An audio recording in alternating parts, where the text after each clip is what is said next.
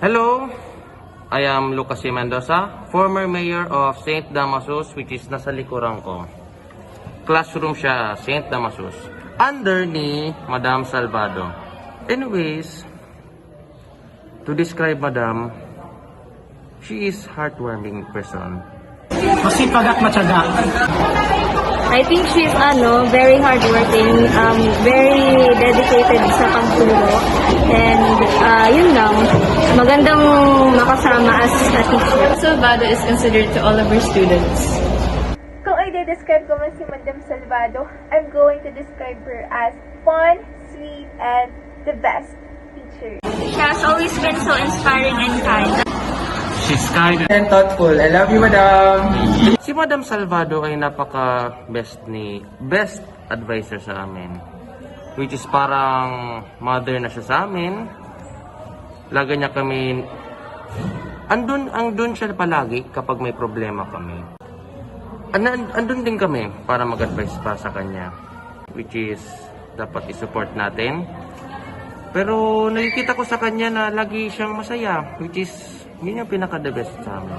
May mga activities pa rin. Nakukuha niya pa rin na mag-TikTok siya sa amin. Every time.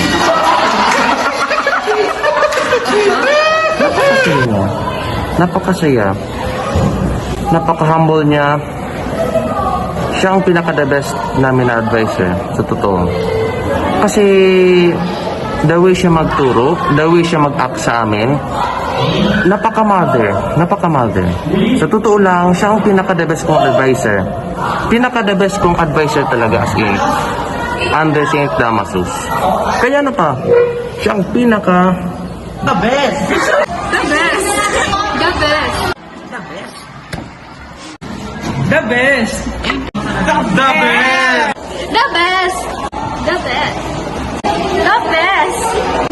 The best. The best! Madam, you're so beautiful. The best! I love you, Madam. The best ka! I love you to the moon and back at Best ka, madam.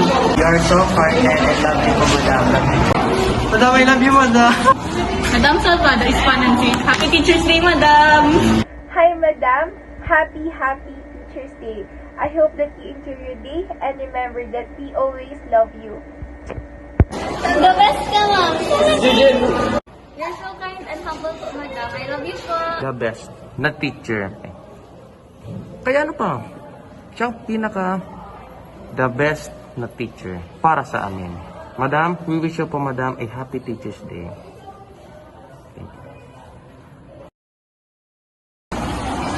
The best! Hello po, Madam. The best ka po. We love you.